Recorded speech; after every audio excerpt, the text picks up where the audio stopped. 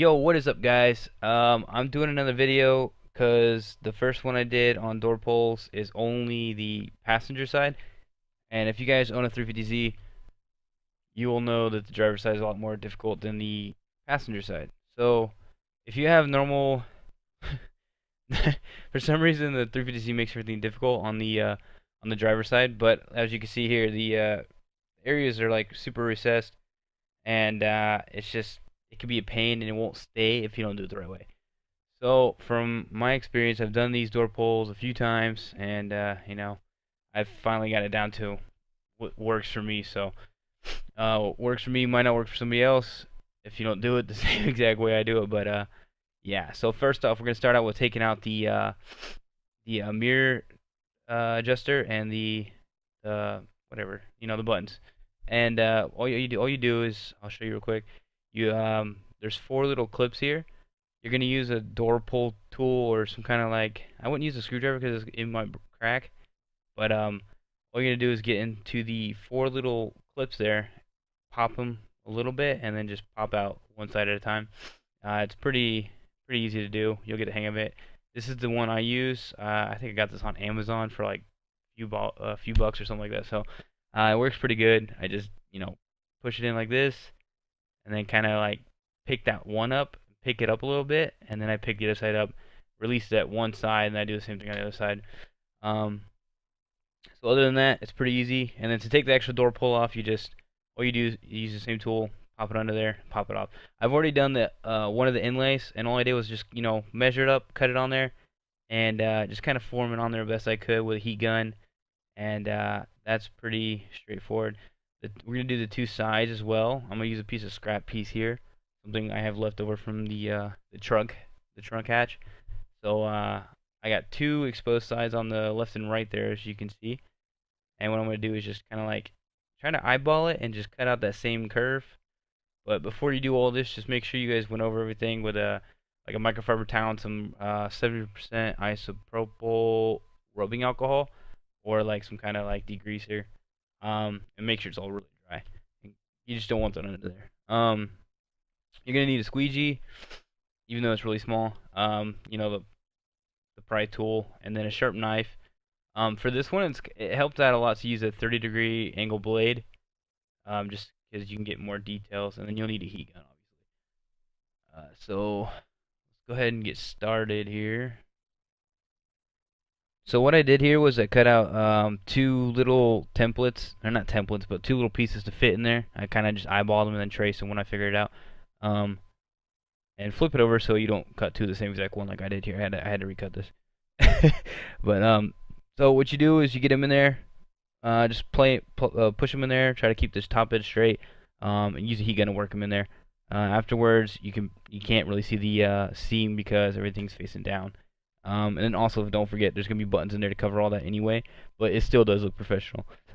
And one of the cleanest ways I've seen to do it, I used to try to like push it in there and feed it, but it comes up. Eventually, it fails. So don't do that. Next, we're gonna go ahead and cut out a piece of scrap, the same length and same width, but don't forget, on the one side you do have to wrap it down and around, so you give yourself a good extra 2-3 inches. So yeah, that's pretty easy. Try to keep the vinyl, if you're using like a metallic or pearl or like a gloss. Try not to like lay it down on its color side, because it can scratch the film and then it'll make it look crappy. Other than that, you just want to make sure you have like a couple inches on each side of the edge of the piece you're wrapping. That way you have a good spot to actually grab onto.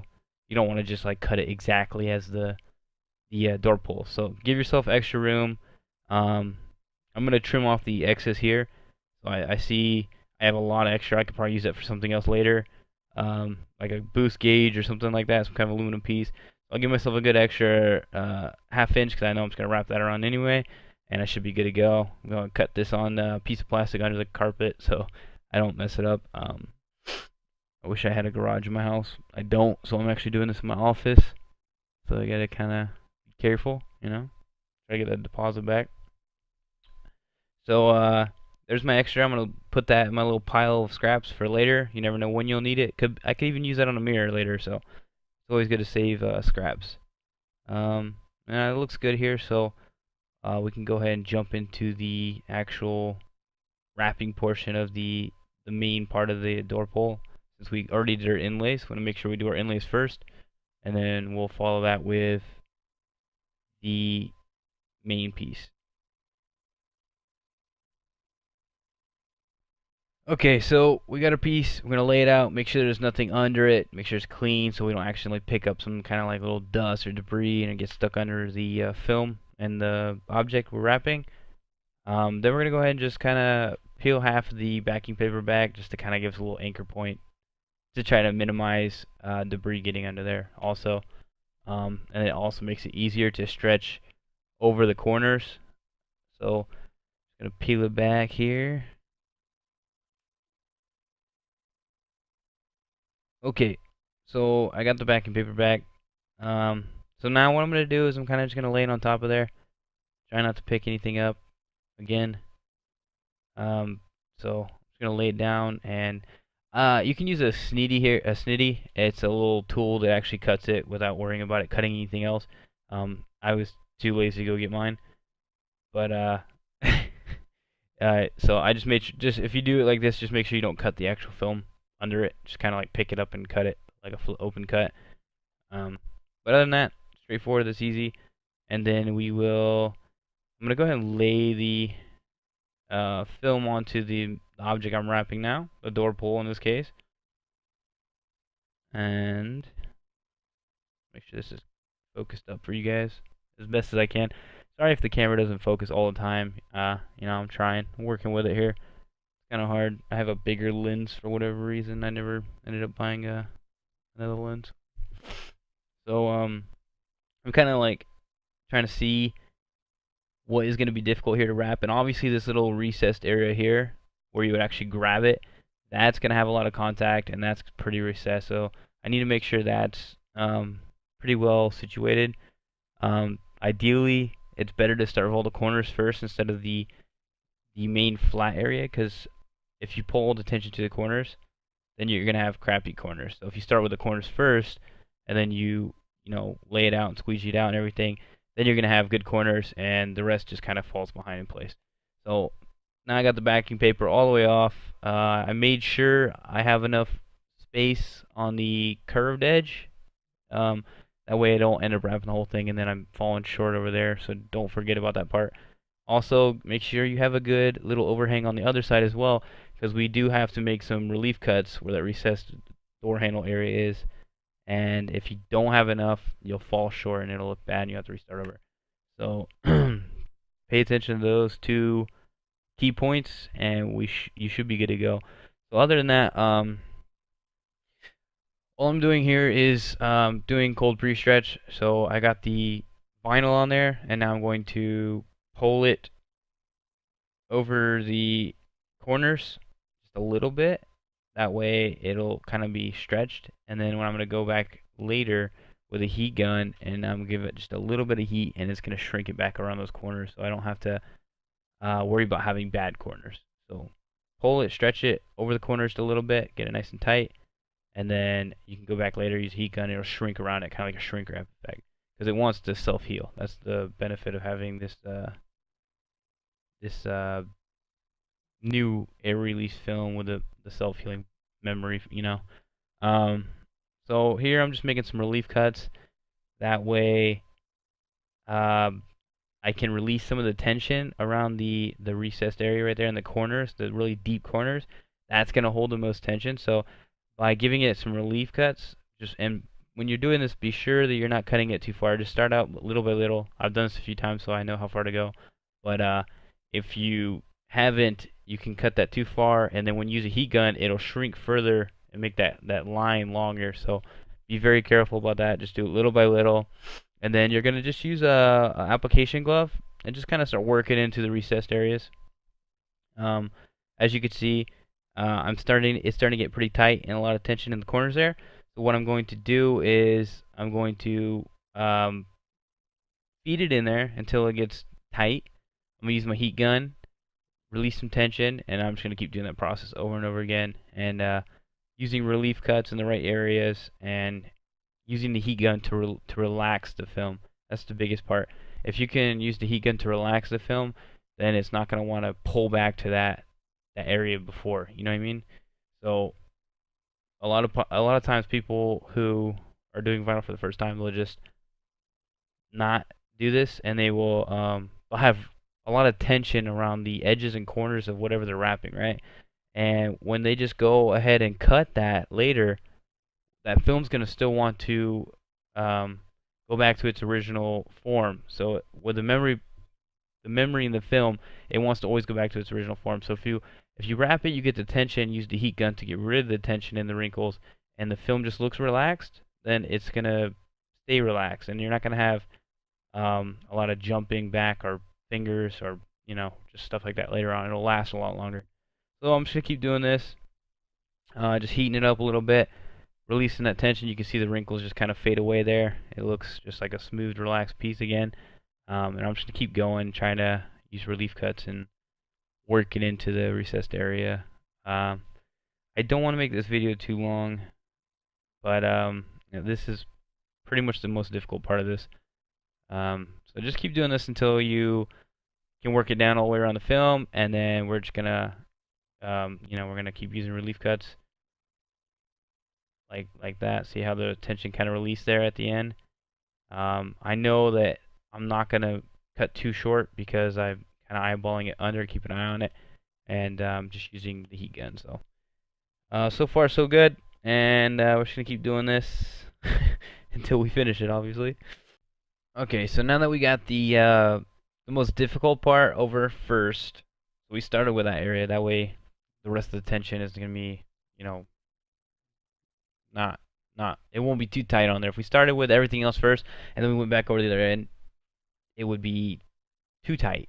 So we released a lot of the tension by starting with the most difficult area first. Now what we're gonna do is we're gonna relax the film. So we're gonna go around, we're gonna squeegee out the bubbles, and then we're gonna set up our edges by just running our finger across them. Make sure there's no wrinkles, no bubbles at this point, and we're just gonna use the heat gun on the corners there, where see the wrinkles and the tension.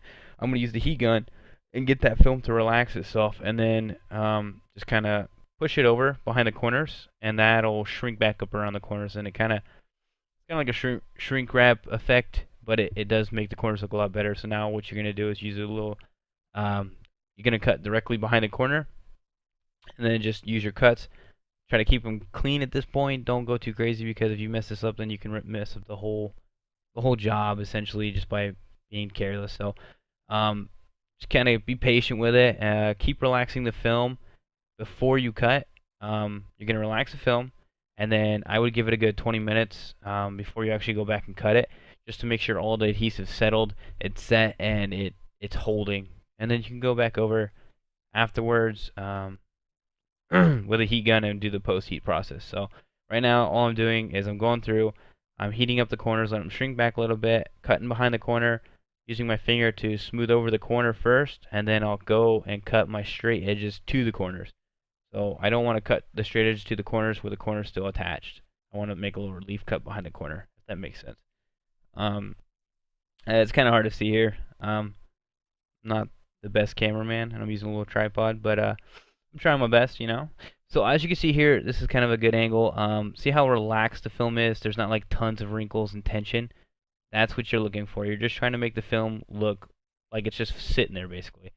So using the heat gun, you can achieve this, and that's how you get your vinyl to stay over a longer period of time. That's the biggest part I have to stress about this. After we're done with all this, all I'm going to do is just go back with a post heat. So for the sake of the video, I'm going to kind of speed it up, and yeah.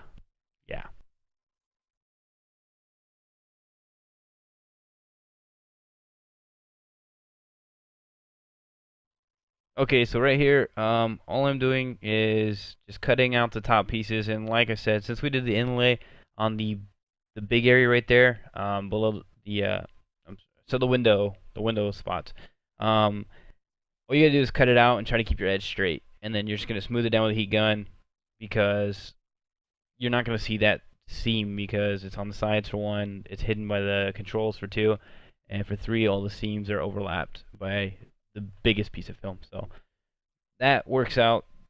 It's pretty cool. maybe you might be able to even do that with the recessed area here later on.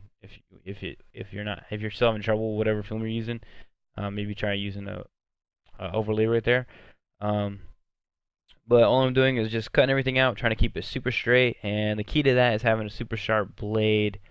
And I'm using the 30-degree angle blade instead of the 45 because it's just helping me, cut more precise with detail. I think the 45 is more for the big long cuts on cars and stuff like that. But yeah. So after this, all I'm gonna do is go back through with the post heat, and that's gonna be it. And the post heat, you need to look up your film for the specifics. But like for example, most of the Avery films are 180 degrees Fahrenheit. If you get like a little thermal scanner, thermal gun or whatever, it actually tells you how hot it is. So if you heat that to 180 degrees, what you do is you kill the memory of the film. So it'll stop the film from wanting to go back to its original state, and it'll keep it the way it is and help it last longer. So you can guarantee more of a longer life when you post heat. So it's very important to post heat afterwards. Make sure you go over all the recessed areas, the corners, stuff like that. You want to go over it, heat it up. If you see anything jump back when you heat it up, try to smooth it back out. And if it doesn't do it again, then you're probably good. So just make sure you go through like a good wrap around the entire perimeter of the film. Seal it with your finger and make sure you don't leave any edges exposed. And other than that, guys, you are done. So I will put up an after shot of the picture, and I really appreciate you watching. I apologize for the 15-minute video. I just wanted to be kind of in detail with this one. And yeah, if you guys have any questions, just put them down below. I'll definitely respond as soon as I see it. And yeah, hopefully if you guys like this content, you can give me a like, comment, subscribe, something like that. And I really appreciate it. I like interacting with the people in the car scene and stuff like that. So good luck, guys. Hope your interior trim looks amazing, and I will see you guys next time. Thanks for watching.